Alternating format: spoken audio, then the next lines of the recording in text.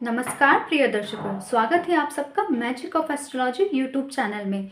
यदि आप अपनी जन्म कुंडली का अध्ययन करवाना चाहते हैं, अपनी खराब ग्रह दशाओं के उपाय जानना चाहते हैं, कुंडली मिलान करवाना चाहते हैं, अपनी प्रॉब्लम से रिलेटेड सॉल्यूशंस जानना चाहते हैं, अपने फ्यूचर से रिलेटेड प्रश्नों के उत्तर जानना चाहते हैं, तो आप हमारे व्हाट्सएप नंबर पर हमसे संपर्क कर सकते हैं। हमारा व्हाट्सएप नंबर जो आपको स्क्रीन पर दिख रहा है, इस नंबर पर आप हमें मैसेज करके सारी जानकारियाँ प्राप्त कर सकते हैं। जन्म कुंडली को पढ़ने की बेसिक विधि क्या होती है उसके बारे में हमने चर्चा कर ली। जो 9 ग्रह होते हैं उन सभी 9 ग्रहों के गुण, धर्म, कारकत्व और विशेषताओं के बारे में हमने बात कर ली। अब इन ग्रहों की आपस में मित्रता और शत्रुता भी होती है। कुछ दर्शक नवग्रहों की वीडियोस को भी देखकर कुछ मामलों में कंफ्यूज हुए हैं। कुछ दर्शकों को इस तरह के डाउट्स हुए हैं कि मेरा ये ग्रह इस भाव में बैठा है और जैसे रिजल्ट्स, जैसे फल कथन आप बता रहे हैं वैसा रिजल्ट तो ये हमें नहीं दे रहा। और इस तरह के सवाल मुझे कई बार पूछे गए हैं। तो आप लोगों को ये समझना अति आवश्यक है कि आपके लिए केवल एक ग्रह काम नहीं करता, उस ग्रह के अलावा बाकी के 8 ग्रह भी आपके लिए काम करते हैं। तो ग्रहों का जो नॉर्मल फल कथन क्या होता है, ग्रहों की किसी पर्टिकुलर पोजीशन की वजह से उनके जनरल रिजल्ट्स क्या होते हैं, वो मैंने एक एक करके एक दिन में एक ग्रह को लेकर उन वीडियोस में समझाने की कोशिश की है। लेकिन आप उस ग्रह को, उस ग्रह के फल कथन को अकेले में ना समझें। कोई ग्रह अगर किसी स्थिति में, किसी भाव में बैठता है तो उस ग्रह के साथ बाकी के 8 ग्रहों के कुछ संबंध बनते हैं। और जब ग्रह किसी भी भाव में बैठता है तो वहाँ एक राशि भी होती है, उस राशि का भी अपना एक गुणधर्म और विशेषताएं होती हैं। वो जिस भाव में बैठा है उस भाव का भी विचार उस ग्रह के रिजल्ट्स के साथ लागू होता है। जो राशि बनी हुई है उस भाव में, जिस राशि में वो बैठ गया है, उस राशि के भी गुण धर्म उसके रिजल्ट्स पे लागू होते हैं। और बाकी के 8 ग्रहों के साथ उसके किस तरह से संबंध हैं, उनके साथ युति बनाकर बैठने से या उनके साथ दृष्टि संबंध होने से या उनके साथ मित्रता या शत्रुता में होने से उस ग्रह के ऊपर बाकी के 8 ग्रहों का भी और उस भाव पर बाकी के ग्रहों का भी प्रभाव पड़ता है। तो आप इस बात को थोड़ा समझने का प्रयास करें कि एक छोटा सा जन्म कुंडली का चक्र जिसमें 12 राशियां होती हैं और सिर्फ 9 ग्रह होते हैं, सिर्फ ये एक चक्र, इसके 9 ग्रह और 12 राशियां आपके जीवन के प्रत्येक सवाल का जवाब दे सकते हैं। आपके जीवन के प्रत्येक पहलू के बारे में ये जानकारी दे सकते हैं, चाहे वो पास्ट में घटित हुआ हो, चाहे प्रेजेंट में चल रहा हो, चाहे फ्यूचर में होने वाला हो। तो सिर्फ एक चक्र से, सिर्फ 12 राशियों और सिर्फ 9 ग्रहों से आपको सब कुछ पता चल जाता है। क्यों? क्योंकि उस ग्रह के साथ बाकी ग्रहों का भी प्रभाव उसमें शामिल होता है। जिस राशि में बैठा है वो राशि के इफेक्ट्स और उस राशि के विशेषताएं और प्रभाव भी उस पर शामिल होते हैं उसके रिजल्ट्स में। उसके अलावा ग्रह जिन नक्षत्र में बैठे होते हैं उन नक्षत्रों का प्रभाव भी उन ग्रहों पर लागू होता है।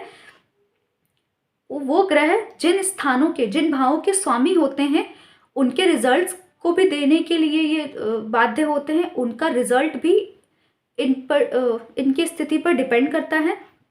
और ग्रह की महादशा, अंतरदशा, प्रत्यंतर दशा, सूक्ष्मांतर दशा, इस तरह की चीजें, और ग्रह का अपना खुद का जो बल होता है जिसे डिग्री वाइज हम देखते हैं। एक ग्रह 0 से 30 डिग्री के बीच में होता है और अलग अलग डिग्री पे ग्रह का अलग अलग बल होता है। और ग्रह अपनी खुद की राशि में बैठे या मित्र राशि में बैठे, शत्रु राशि में बैठे या किसी सम राशि में बैठे, उच्च राशि में बैठे या नीच राशि में बैठे, इन सारी ही बातों का मिला जुलाकर जो फलकथन निकाला जाता है वो रिजल्ट होता है।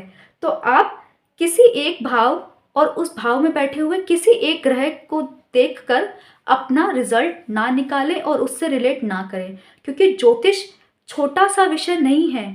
ज्योतिष सामुद्रिक शास्त्र है, अर्थात समुद्र के समान ही वो विशाल है और समुद्र के समान ही वो बहुत ज़्यादा गहरा है।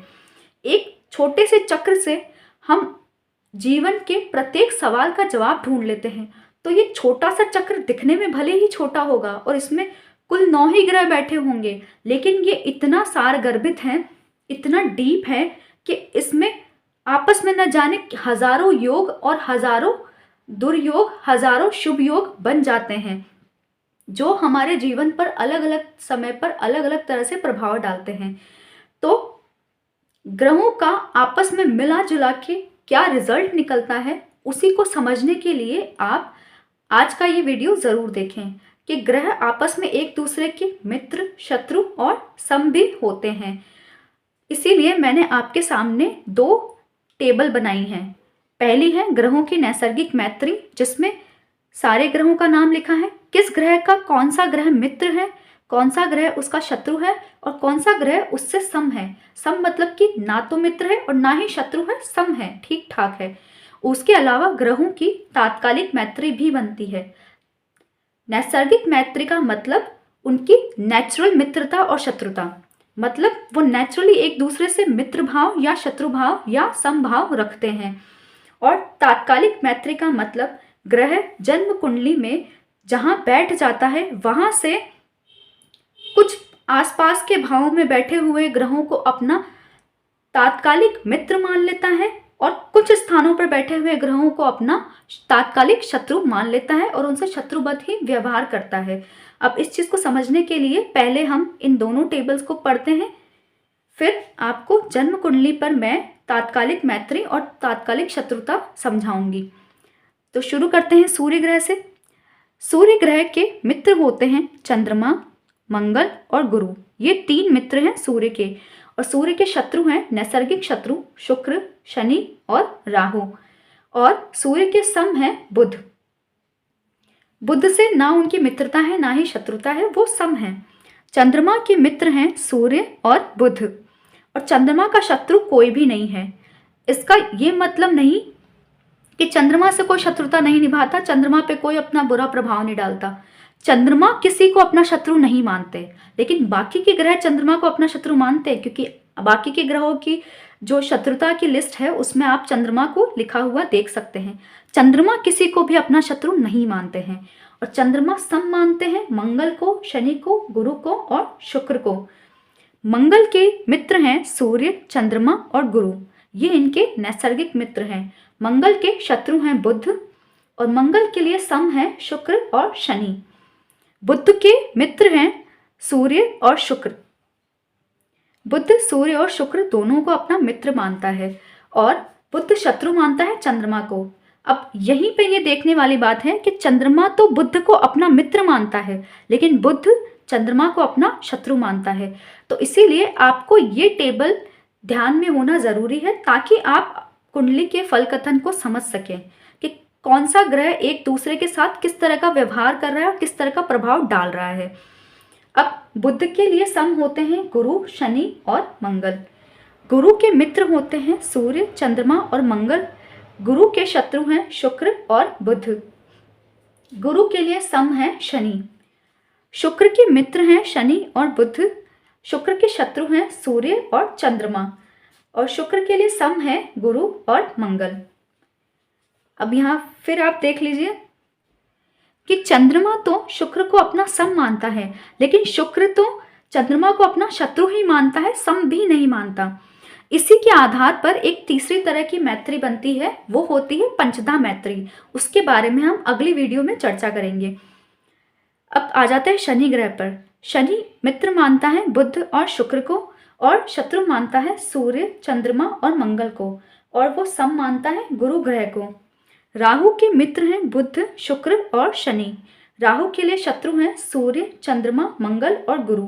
राहु और केतु दोनों के लिए ही मित्रता और शत्रुता सेम है, और राहु और केतु दोनों ही किसी भी ग्रह को अपना सम नहीं मानते हैं। वो या तो किसी ग्रह को अपना मित्र मानते हैं या फिर किसी ग्रह को अपना शत्रु मानते हैं।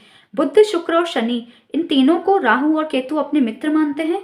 सूर्य, चंद्रमा, मंगल और गुरु को राहु और केतु अपने शत्रु मानते हैं। ये तो हुई उनकी नेचुरल मित्रता, शत्रुता और संवत भाव। अब इनकी तात्कालिक मैत्री की बात करते हैं।